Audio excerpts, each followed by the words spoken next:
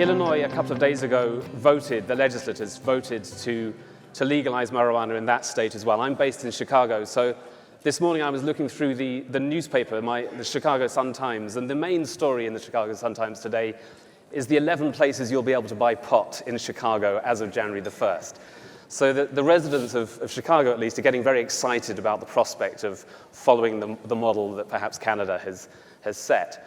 And what I'd like to do with this panel is to continue some of the discussions we had in the first one, to think through the international context here when it comes to legislation, and to look at the lessons that, for example, Illinois might be able to take from other states in the United States, but also other countries, Uruguay, Canada, for how to follow this through. And I thought we might begin with you, Michael. You have been, if I understand correctly, someone who's been keen to see the legalization of marijuana, but you also have some concerns about how it might be regulated here. And perhaps you'd like to talk us through what lessons we might be able to take, for example, from other drugs industries. Sure, yeah, and I have been. I want to be clear on that. I've been a pretty strong supporter of ending the criminalization of cannabis for all my professional career and before that. So you would think, well, I should be pretty excited and enthusiastic about legalization. But I do. I also have some concerns. And it arises from that we do have three very long-term legal drug industries, alcohol, tobacco, and pharmaceutical.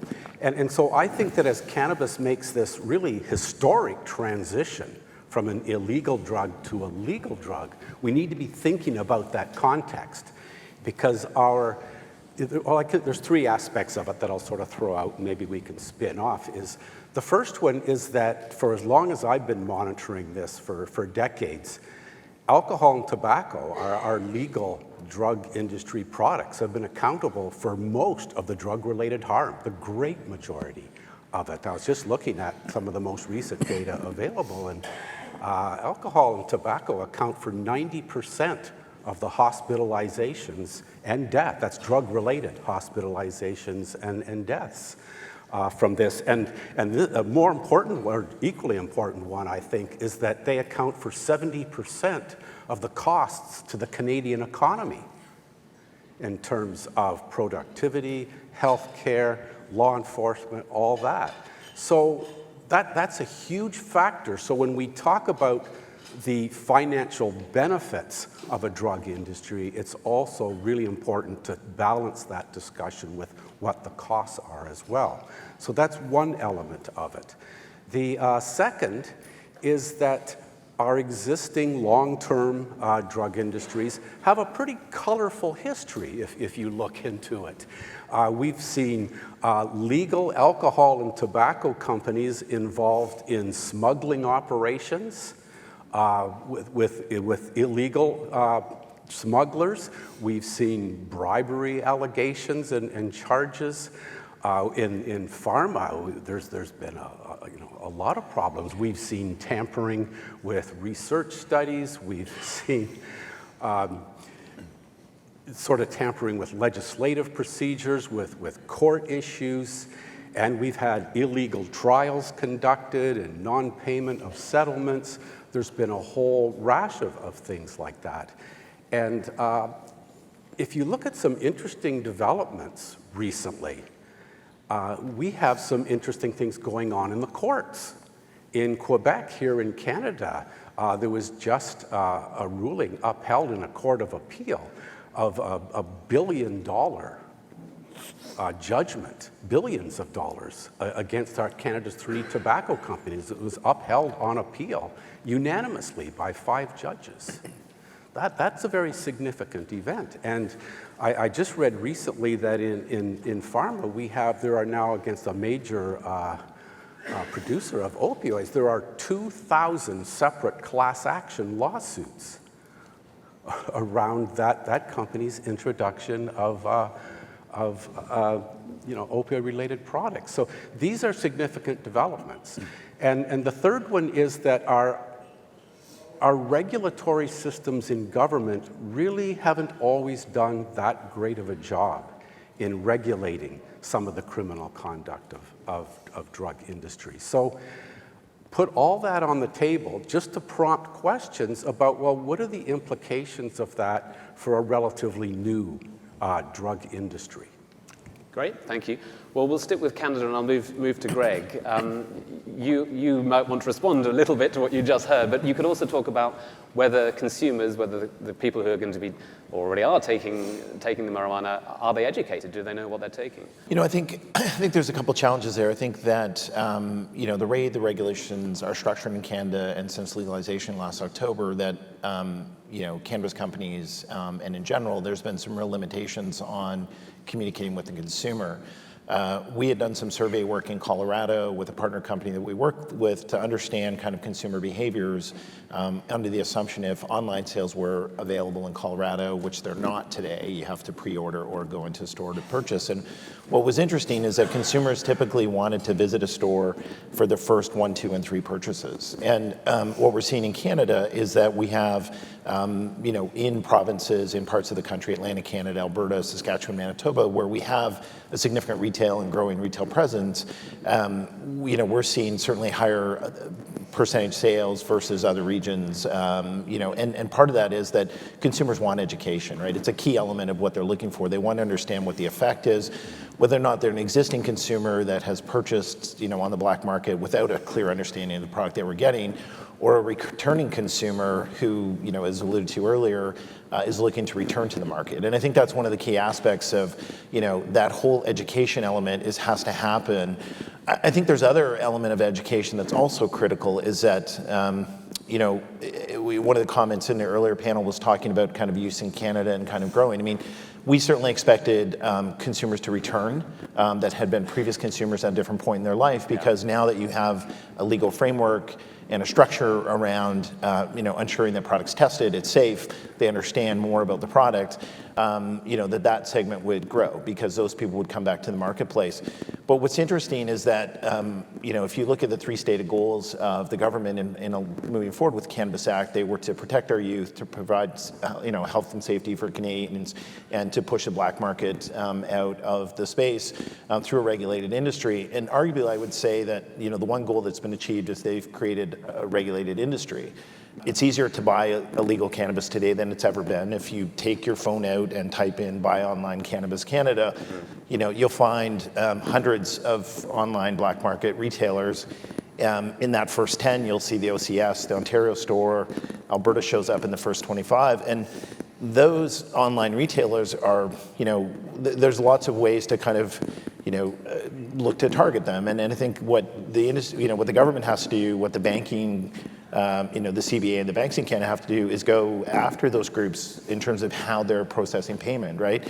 So it is easier for youth today to access because they can use the debit card. A lot of those processors will do e-transfers and things like that, so their parents have no knowledge. So, I think that's where there has to be a lot of education as well, understanding the differences between the legal framework and the legal industry versus what's happening in the black market, because there's been a socialization and acceptance of cannabis, through the efforts of government, through the efforts of industry, but at the same time, there's not been a clear separation between what the legal framework is for the average consumer and what the illegal framework is.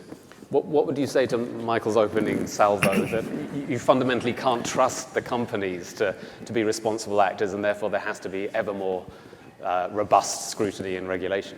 Look, I think, the advantage that Canada has is that, we have tended to fall, and I've worked closely with government, I've been in the industry 4.5 years, is that we have looked at key learnings from US states, Colorado and other US states.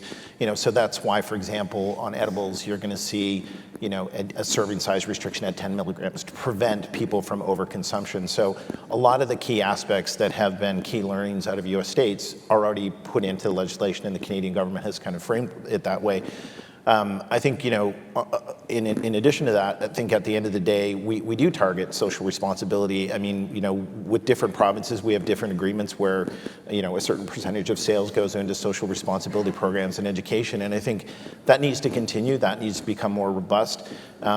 Making sure that, youth in particular are aware of the risks associated with chronic use is critical. And I think, companies have to be a part of that and participate in it.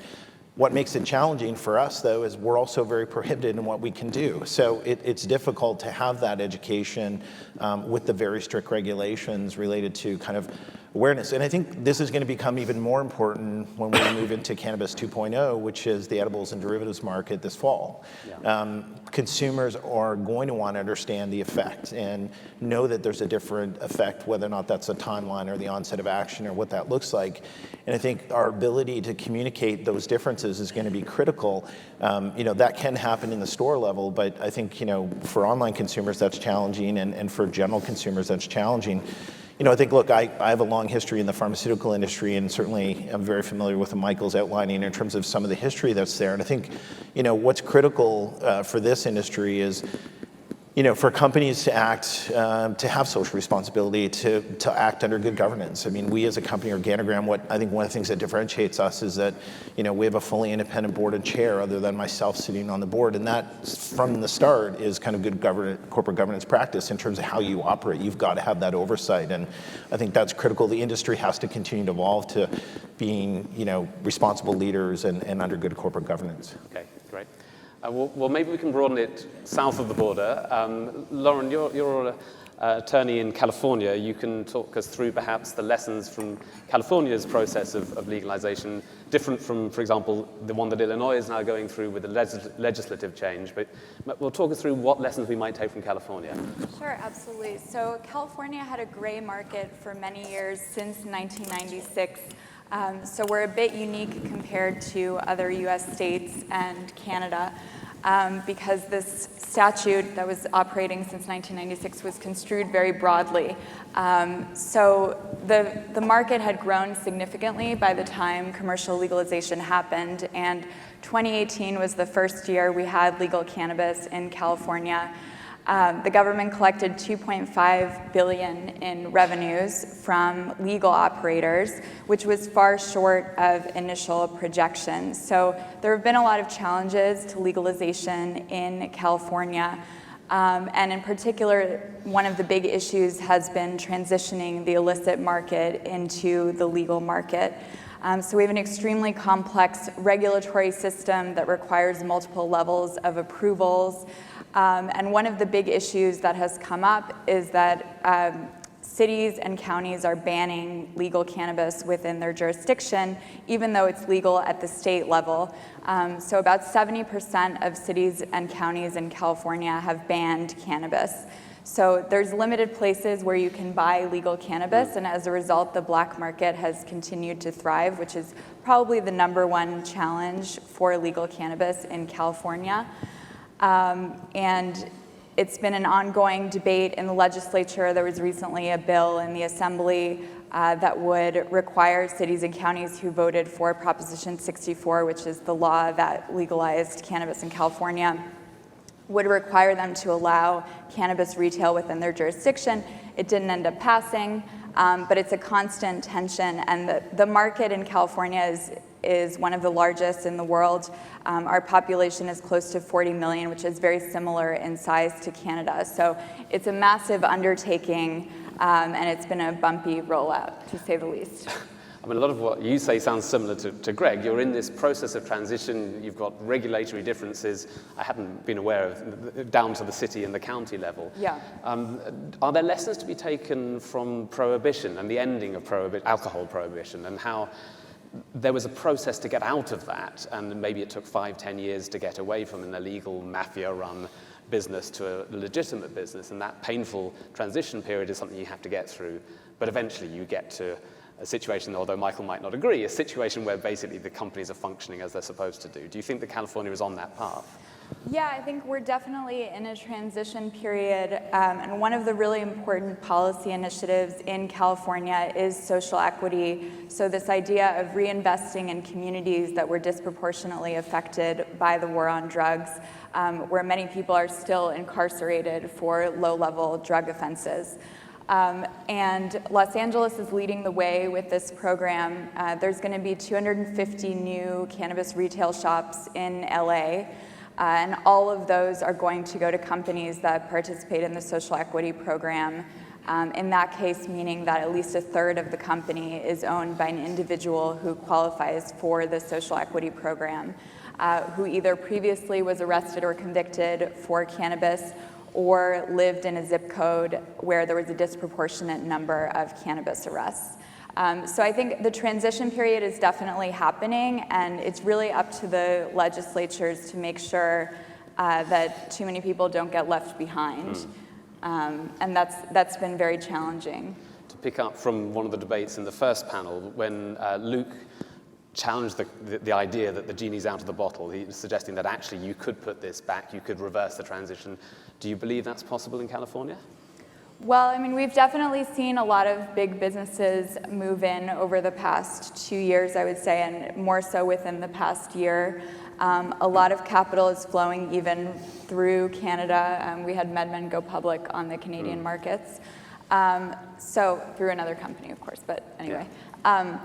So I think that, it's really up to the policymakers. We can't leave it up to the companies to leave room for their competitors.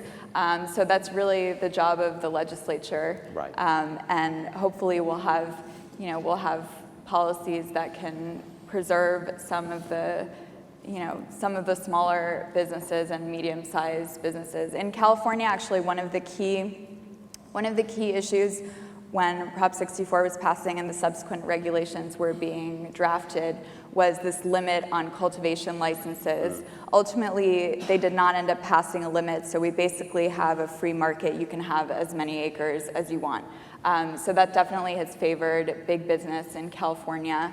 And it'll be interesting to see how this plays out in other states which are much more highly regulated. I would say in California we have the most free market approach to cannabis regulation out of all of the US states, just given the sheer number of licensees and operators throughout the state. Let's bring in our fourth member of the panel to give an even more international perspective. And we've talked a lot about Canada and US states, but there are other parts of the world. There's Uruguay, there are European initiatives too.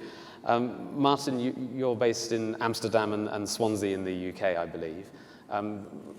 Could you talk us through perhaps if there's evidence of tensions internationally on this subject? How do different countries and jurisdictions look at this beyond the immediate US-Canada border? Yeah, no, definitely. There is a lot going on in the cannabis policy field around the world. Now, most of my work at the moment is more in countries like Jamaica, Colombia, Morocco, India, Thailand. In all those countries which are more also traditional producing countries, the debate is very much alive at the moment, and of course it is triggered because of the changes that are happening here in North America, because it does give more air, breathing space for other countries to consider going into the same direction. It was, of course, mainly the US who enforced at the global level this prohibitive regime for a long time, and they can no longer do it because within the US, so the role of the US as a defender of this regime has changed a lot at the UN level, has given a lot of space. So, but what you can see is, on the one hand, that this regime has been enforced in parts of the world where there have been centuries of traditions. Now we can talk about Uruguay being the first country to regulate the cannabis market. Yeah. But in the colonial era, there were, like in India, installed a regulatory regime in 1895, which is very similar to the Canadian model, with licenses and dispensaries and maximum amounts that could be bought. In North Africa, under the French and the Spanish rule, there were also strictly regulated regimes in place for a long time. So in some of these areas, it is fairly recent effect that they had to start enforcing a more repressive approach. And of course, informally also in parts of those countries, the culture has survived. There are several states in India where it is still, well, firstly legal to buy bhang, the drink, but also where there's a big tolerance for other, including medicinal I spent 5 years as our correspondent in India. I can remember very well that all the gardeners in Delhi, that's basically what they smoked it all day. So. Yeah, so one of our worries is also that, of course, those more traditional producing countries, that they have been supplying most of the illegal market for decades. So now, finally, the northern countries who, in fact, enforce this prohibitive regime onto the south. It was not what countries like India and Myanmar, Burma, they negotiated against a prohibitive approach during the 1961 Single Convention negotiations in the UN. So now that these northern countries are changing, but they are only allowing a very closed domestic system, shutting the traditional producers out of the market. So in the end, if this trend continues like in this direction, the small traditional farmers in the traditional producing countries will be fully pushed out of the market, and there are millions and millions of small farmers at this moment dependent on the illicit cannabis market.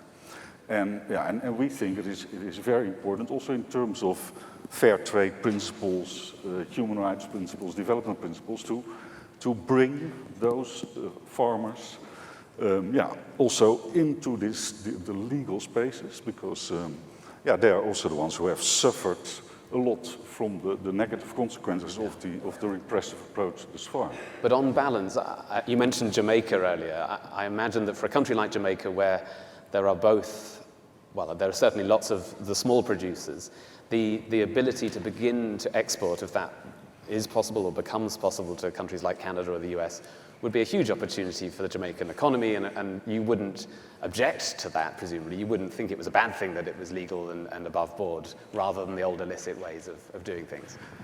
No, we would very much favor the possibility of also international trade legally. Now, a good example is the discussion now in the Netherlands. We've had there the coffee shop systems for decades already, so the consumption side and the buying in small quantities is already decriminalized de facto, not legally speaking, but for a very long time. But now, for the first time, they're starting to design experiments to how to legally produce the supply to the coffee shops, because that until now was completely illegal. So again, they are thinking of a fully closed system, only domestic Dutch production allowed to be sold, while at this moment, about 25% of what is sold in the coffee shops is hashish from Morocco. And in fact, in terms of health, it is one of the most healthy products available on the Dutch market, because it has a high CBD content compared to the Dutch wheat, which is produced domestically. So it doesn't really make sense to exclude Morocco, the Moroccan farmers, from this regulatory model. It would be much better if that import, which is now fully illegal and there are criminal groups involved, to make also the import a legal possibility, so that... I wonder if anyone else on the panel has a view about this international aspect. I mean, is it a job of regulators in Canada or California or Illinois or wherever to try to think about this international side of things? Should it be something that a lawmaker in Canada thinks, oh, well, what's the condition of Jamaica? Michael, do you have a view, or Greg? Yeah, I think it is very much, I know from, discussions with Canadian governments and having participated in other discussions globally where, it does fall under the UN, and the INCB has oversight of kind of global drug movement, whether or not, regulated products in terms of what that looks like. I think what's interesting is, you're seeing a shift in the whole global platform, right? Where, the UK, for example, when I started the industry 4.5 years ago, I would have thought the UK was, a decade away from a medical program, and they're moving in that direction now. So there is a seismic shift happening. Yeah. And I think what we've seen is some of the detractors of, CBD, for example, that have fought it at a global level, like China historically has been very much, at the UN, kind of pushing back. We saw the WHO statement earlier this year, but UN didn't adopt it, and they're looking to maybe do so next year. China was playing that as a very geopolitical game. Now that there are 2 provinces in China that can produce CBD from hemp, and they're kind of moving the direction, they were pushing based on their own agenda, right? They wanted to be able to catch up and to be able to be in a position where globally. So I think, when you look at from a global CBD market in particular, a global medical market in particular, I think there's tremendous opportunities for global trade and that market to grow, because I think there's still going to be more hesitancy around THC-based products because of the implications of them. And I think, you use the US as an example where, yes, there's 33 states have some level of medical program, but many of those are CBD only, right? So there's that kind of transitional stage that happens. But I think Martin's point is correct in terms of there's a global economy here that will grow and develop and evolve over time. And in the Canadian market is a good example where the Canadian market is working hard as a regulator to embrace micro producers or small producers, to bring them from the illicit side to the legal market, and there's a pathway for that, and there's a way to move them into the market. And I know the Canadian government speaks, the regulators within Canada speak daily to people in other jurisdictions who are asking questions. So I think there is a global mandate here, and I think leading countries like Canada should play a role in that in terms of that global agenda. Yeah. Oh, and just one more thing you asked about should countries be governing outside of their borders, basically. So, no, of course they can't apply their law extraterritorially, but they can put in certain terms in trade agreements and put, parameters around imports, saying, you have to have this testing done. This is the THC limit of the plants we're going to import. So there are certain terms that countries can control within their borders, even if they're importing product. Yeah, absolutely. Yeah, there's of course also the obstacle of the international treaties, the UN treaties. That is a huge blockage to allow international trade between regulated jurisdictions. So on the medical part of the market, that is indeed possible under the treaty norms, and there is a whole system of estimates and requirements and administrative by the ICB in Vienna. So there international trade is possible, and even there you can see that traditional producers are pushed out, and also that there is a strong sort of lobby towards a very Western medicine concept for rules to be set in this market, which is also creating difficulties because, as you know, like in India, there are thousands of years of history, and it's not that they are now going to shift to buying a pill from a pharmaceutical cannabis company. So that's a difficulty. But for international trade between non-medical regulated markets, there has to be some change also in the treaty system of the UN, because and that is the part indeed that is now creating a lot of tensions in Vienna. I've been following the discussions in the Commission on Narcotic Drugs for more than 20 years. I've never before seen such aggressive discussions in the Commission, especially now between. What do you mean by aggressive? Because there is movement, or in what sense is it aggressive at the discussions? There is a panic, I would say, on the part of some of the status quo countries, and Russia has sort of taken over the leading role in that sense from the US. A panic that the Pandora's box is starting to open. That this trend of regulating cannabis is going to really blow apart the whole international drug control system. Right.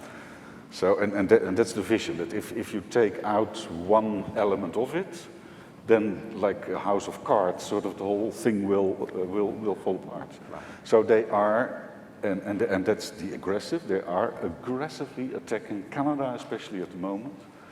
In really undiplomatic terms. Yeah.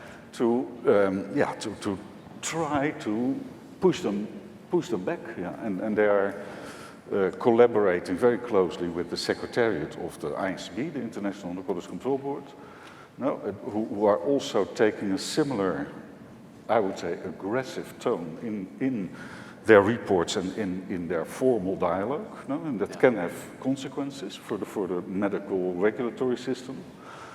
So yeah, the tensions are higher and higher, I would say, the political. Because of this transition, so the genie out of the bottle within the US leads to the Pandora's box problem internationally.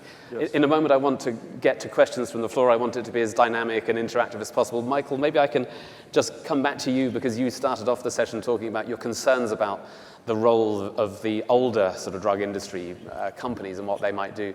We did have a reference to it earlier, but alcohol companies investing in the cannabis industry and so on. Is there anything positive that might come from it, or do you mostly see it as a negative thing to see these other types of companies getting into the cannabis industry? Yeah, I think it's about market expansion, right? And this was alluded to in the first panel. Is if you're in the cannabis business, of course, market expansion. It's the natural thing that anybody in business wants to do. It's the essence of the entrepreneurial spirit. And so we should expect all kinds of interest in product innovation and in market expansion. The caution that I think we like to issue from public health is that if you're selling organically grown vegetables or solar panels or even something benign like tulip bulbs, market expansion is great, no problem, unlimited. But any drug product is not an ordinary commodity, okay? There are risks attached to it. And I think we have to be careful in the case of cannabis because there's this presumption that it's this perfectly safe product. And that's just not the reality. There are 168 addiction treatment programs in the province of Ontario here. And every year they see about 60-some thousand people with drug problems who come looking for help. And in 2018, 24,000 of those individuals self-identified cannabis as one of their problem substances. So I'll say that again, 24,000 in 2018, and that's just one province in Ontario. Okay, let's get comments from the room or questions from the room. If you could, let's take the gentleman here with his hand up, and then we'll come to the table at the front. If you could identify yourself and keep the question brief. Hi, my name is Chris Spooner. I'm with Heritage Cannabis, a licensed producer here in Canada.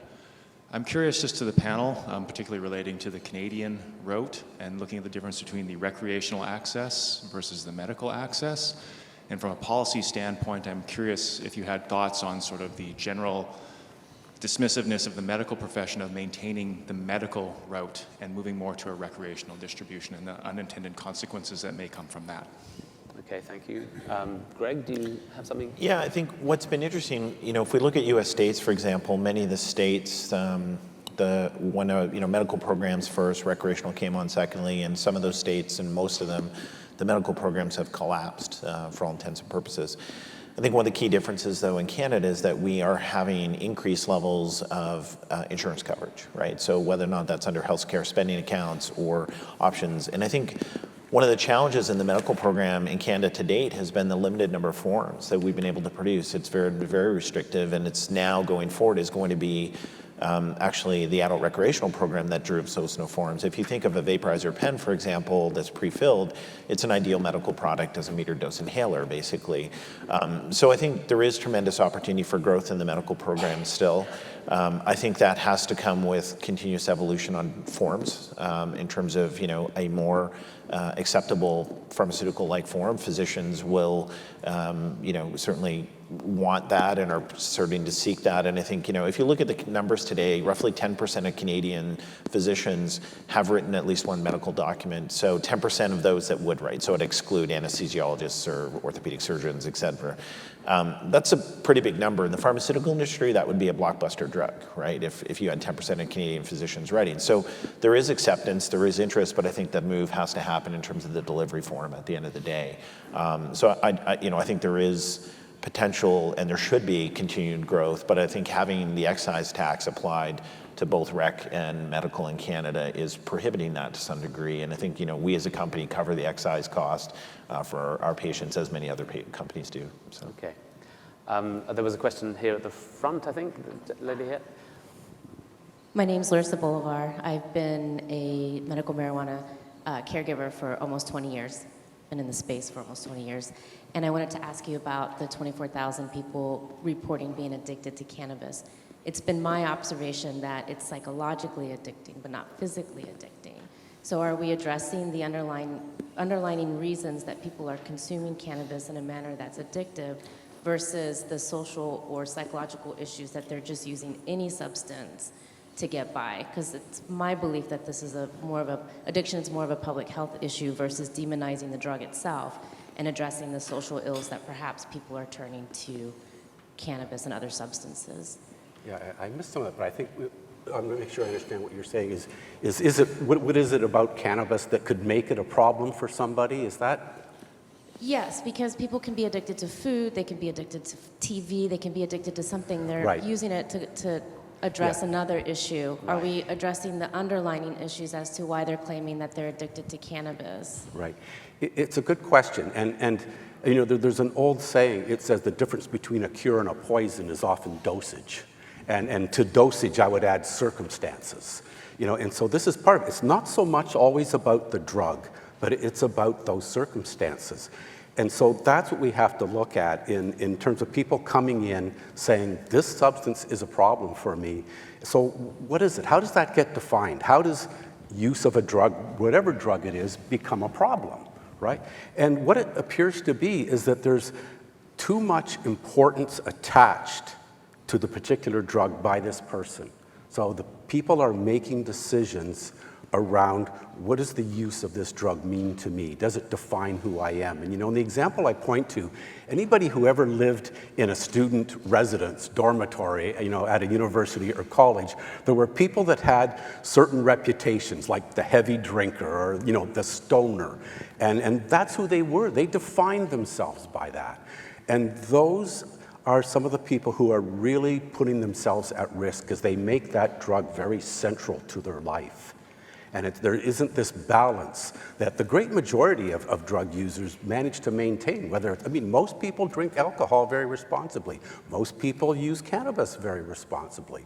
But there's all these, what I call them pleasurable appetites, right? And it can include drugs, it can be gambling, it can be sex, it can be shopping, all these wonderful things. There seems to be a portion of the population that struggle with engaging in that pleasurable appetite in a way that, it will cause them harm. But it may not then be that cannabis is the problem any more than any of those other things you mentioned. That's right. And I think one of the critical things is how do we, as a society, present the use of a drug to the population? Right. If this sounds like I'm getting into advertising and promotion, you're right.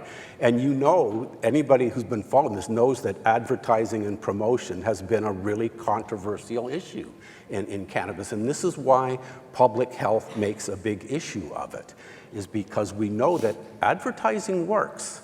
It increases use. And if the advertising takes on a nature that it's really over-glamorizing this drug, if it's really promoting it too aggressively, too glamorously, then that's a risk factor. And I want to get one more question in before the end of the session. Okay, sorry. There's a gentleman, there's a lady there, sorry, yeah. Hi, I'm Alexandra Chong. I'm the Chief Executive of Jacana. We're a global medical cannabis company with operations in Jamaica. My question is actually to anyone on the panel, possibly Martin or Greg, maybe more appropriate, but is around international trade. And in particular, as it relates to Canada, do you feel there is a level of protectionism happening in Canada and even possibly in other countries? And I say this, there's a lot of trade happening with Canadian producers sending products to Europe, but there isn't a lot happening the other way around. And so the question is, do you think it's protectionism? And if you do, how long do you think it would last for? Well, maybe you want to respond? I can start. Yeah. Now, I think it has also a lot to do with the international treaty system. Now, if Canada would start to become also more lenient regarding international trade in non-medical, no, then things would really blow up in Vienna. No? Russia is already completely out of reality, I would say, but already warning for sort of the flow of cannabis from Canada to Russia when this legalization is fully up and running, which is of course nonsense. But it would be politically very delicate for Canada to start talking openly even about a possibility of international trade for non-medical. Now, for medical, of course, it is different, and there may indeed also be protectionist arguments, because there should be possibilities, for like imports from Jamaica or Colombia, and that's all still very, very minimal or basically non-existing. Well, that should be possible according to the law on both sides, but also according to the international law. Yeah. Well, we're very near the end of the time for our session. We've been asked to sort of come up with a key takeaway from each session. I think the thing that strikes me the most from our conversation in the last 45 minutes is how we've ranged from the fact that California might have legalized marijuana, but there are individual counties and cities that have pushed back against that. There's the international element, so you have Russia responding as well. So it's not a sort of national level debate. It's a debate that ranges from the city council and the county level right up to the international Vienna, UN, Russia versus Canada level. So whether we're talking about GD's out of the bottle or Pandora's box is open, I think it's clear that the changes that are happening in North America are having consequences that go far beyond this part of the world, and we're probably at the very beginning of that process of seeing how it affects Europe and how it affects much of the rest of the world. And so thank you to our panelists for enlightening us on that, and thank you for your questions in that session.